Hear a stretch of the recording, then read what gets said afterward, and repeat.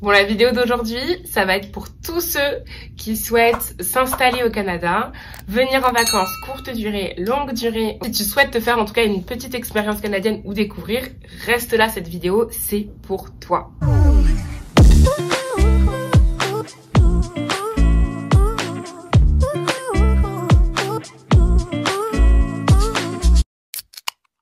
J'ai deux précisions à faire. La première, je ne suis pas conseillère en immigration. Donc je vais là survoler les principales façons les plus simples de venir au Canada. Mais c'est sûr qu'il y en a plein d'autres et il y en a certainement qui seront peut-être plus adaptés en fonction des situations de chacun. Et deuxième chose, là tout ce que je vais décrire ne tient pas compte des restrictions Covid, coronavirus. Donc je sais que pour l'instant les frontières canadiennes sont fermées. Elles rouvrent début septembre aux touristes. Donc pour l'instant on peut venir au Canada que si on est canadien, résident ou si on a un permis de travail. Donc c'est vraiment c'est à prendre à titre informatif et faut quand même se tenir informé parce que les choses bougent beaucoup et ça évolue aussi chaque année.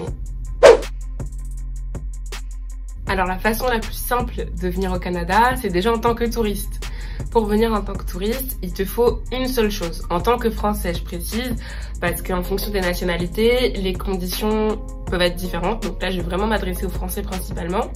Mais si tu as la nationalité française, il va falloir que tu fasses ta demande d'AVE.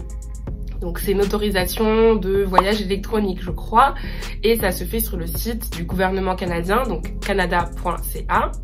Et tu fais ta demande d'AVE. Ton AVE est valable 5 ans. Il est valable 5 ans ou à la date d'expiration de ton passeport parce qu'il va être attaché à ton passeport. Donc si ton passeport est valable encore qu'une année, à la fin de cette année-là, quand ton passeport va expirer, ton AVE expirera en même temps. Donc la demande se fait en ligne. Le délai de réception de ton AVE après ta demande, c'est très rapide. Je n'ai jamais eu à le faire parce que moi je suis venue avec des visas, donc je vais parler tout à l'heure. Mais je sais que mes proches ont déjà fait. Ma mère par exemple a dû le faire quand elle était venue me rendre visite ici. Je pense que c'était presque instantané en fait, ou en tout cas très rapidement. Si vous avez déjà fait l'AVE, n'hésitez pas à mettre en commentaire en combien de temps vous l'avez reçu. Ça pourra servir aux gens qui regarderont la vidéo et qui peut-être chercheront l'info dans les commentaires. Mais il me semble que c'est très rapide en tout cas, que l'AVE est payant, mais c'est vraiment minime. Il me semble que c'est 7 $ canadiens. Donc 7 $ canadiens, ça fait à peu près un peu moins de 5 €. Et dernière chose à savoir sur le statut de touriste, c'est que tu peux rester au Canada pendant 6 mois avec ce statut de touriste, donc avec ton AVE. Au-delà de 6 mois, si tu restes là, t'es considéré comme ta présence sur le territoire est illégale en fait. Donc si on t'attrape, c'est chaud pour toi. Et voilà, donc si tu viens en tant que touriste, fais tes 6 mois et après tes 6 mois, tu rentres en France et tout se passera bien pour toi. Bonne nouvelle d'ailleurs, si tu souhaites venir en vacances au Canada, sache que les frontières rouvrent pour les touristes à partir du 7 septembre.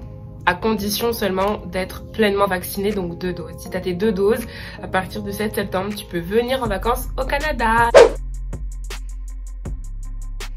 Alors, deuxième façon de venir au Canada, ça va être par le PVT. Donc, le PVT, c'est le permis vacances-travail. C'est un programme qui est disponible dans plusieurs pays et qui va te permettre non seulement de travailler, mais également de juste rien faire.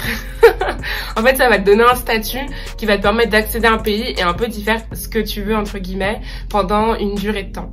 La durée maximale de validité d'un PVT va dépendre du pays dans lequel tu vas, parce que chaque pays accorde une longueur donnée à son PVT, et de ta nationalité. Par exemple, pour un Français, si tu as un PVT, tu peux rester au Canada jusqu'à 2 ans. Mais par exemple, pour un Belge qui viendra au Canada en PVT, tu pourras rester au Canada que 1 an. Donc ce permis va te donner le droit de travailler. Donc tu auras un permis de travail ouvert qui te permettra de travailler avec n'importe quel employeur, voire même d'être ton propre employeur si tu es par exemple en freelance, si tu as ta propre entreprise, etc. Ou il va également te permettre de juste rien faire.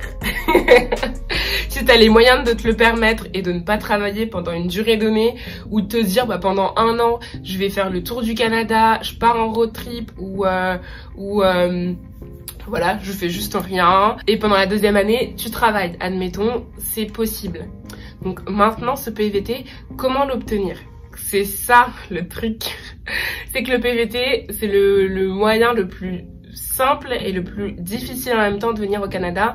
Voilà, simple parce que tu peux faire ce que tu veux et t'as pas forcément besoin d'avoir un projet défini ou quoi que ce soit, et les conditions d'obtention du PVT sont vraiment pas compliquées. En gros, ce qu'il te faut, c'est avoir entre 18 ans et 35 ans, avoir 2500 $ canadiens sur ton compte, donc ce qui est plus ou moins l'équivalent de 1700 €. Donc il te faudra juste arriver en fait à la douane le jour où tu arriveras au Canada avec un relevé bancaire ou une lettre de ton conseiller qui atteste que tu as les fonds sur ton compte, etc. Et il faudra payer les frais du PVT. Le PVT coûte 341 $ canadiens, donc ce qui fait plus ou moins 225 €.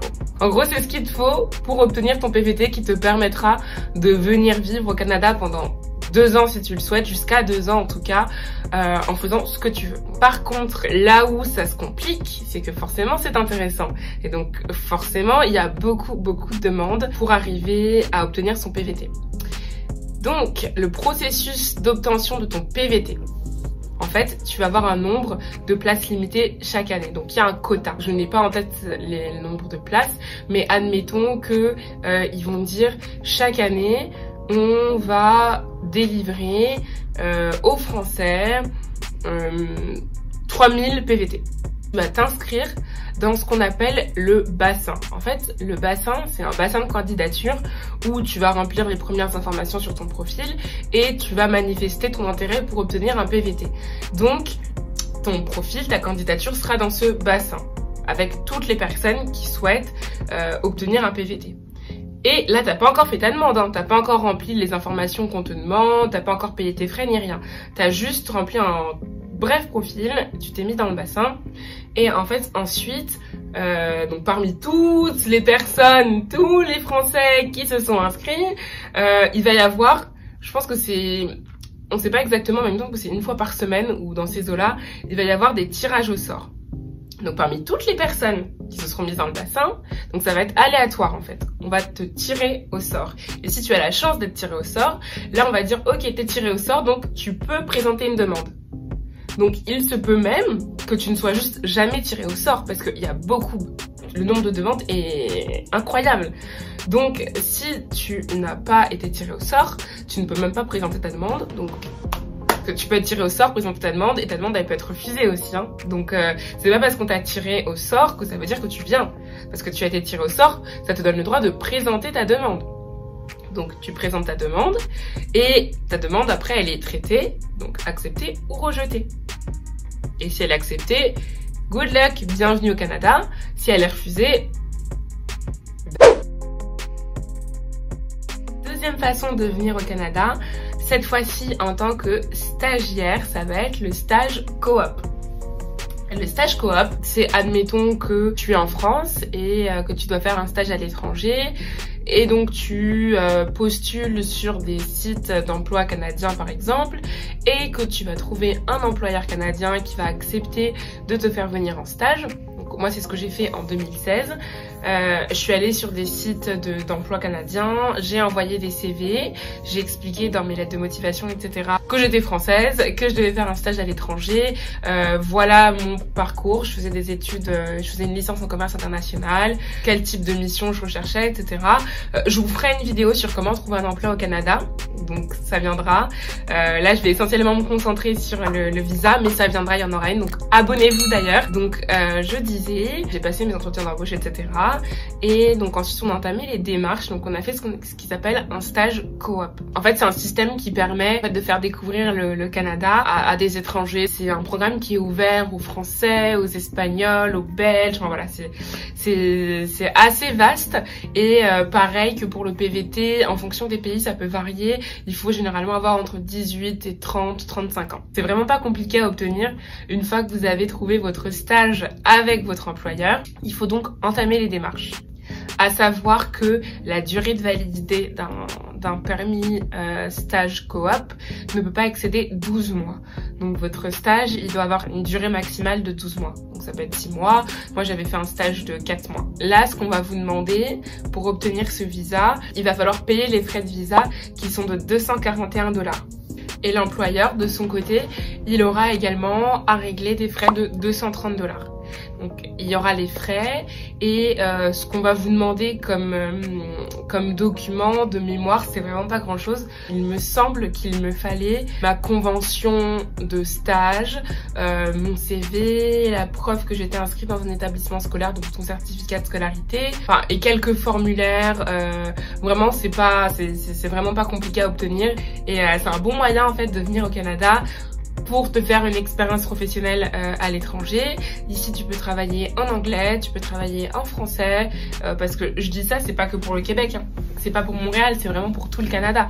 Donc tu peux aller à Toronto, tu peux aller à Vancouver, tu peux parler en anglais, tu peux découvrir d'autres cultures et c'est vraiment chouette. Que tu décides après de revenir au Canada comme moi je l'ai fait, ou que tu décides de finalement après ton stage rentrer en France et ne pas forcément revenir au Canada, mais ça restera quand même une super belle expérience humaine pour toi et puis sur ton CV, c'est déjà un élément vraiment distinctif par rapport à d'autres personnes qui n'auraient pas cette expérience à dimension internationale. Alors, dernière façon de venir vivre, de venir travailler même au Canada, ça va être le jeune pro. Jeune pro, c'est pour des personnes qui ont terminé les études et qui souhaitent venir au Canada pour se faire une expérience professionnelle. En ce qui concerne les Français, ça va être réservé à des personnes entre 18 et 35 ans. Et là, par contre, un peu comme le stage, donc c'est ce qui est différent du PVT, c'est qu'il va falloir que tu trouves un employeur. Donc, avant de venir ici, le gros de la démarche, c'est vraiment d'avoir ton emploi avec ton employeur, que l'employeur fasse ses démarches, il faudra que tu payes des frais qui seront de 156 $. Et voilà. On va quand même te demander aussi de disposer de 2500 $, donc pareil sur ton compte, donc comme pour le PVT cette fois-ci. Par contre, là où ça va être compliqué, oui et non, mais en tout cas c'est un point qu'il faut garder en tête, raison pour lesquelles généralement les gens essayent quand même toujours d'avoir un PVT avant, et si jamais t'as pas de PVT, c'est là que les gens vont essayer de venir par d'autres moyens. Ton jeune pro, tu vas avoir un permis de travail fermé, quand avec ton PVT, tu avais un permis de travail ouvert. Donc qu'est-ce que ça veut dire ? Un permis de travail ouvert dans le cadre de ton PVT te permet de travailler avec n'importe quel employeur. Si demain tu veux travailler pour la Banque des Jardins, tu peux. Mais si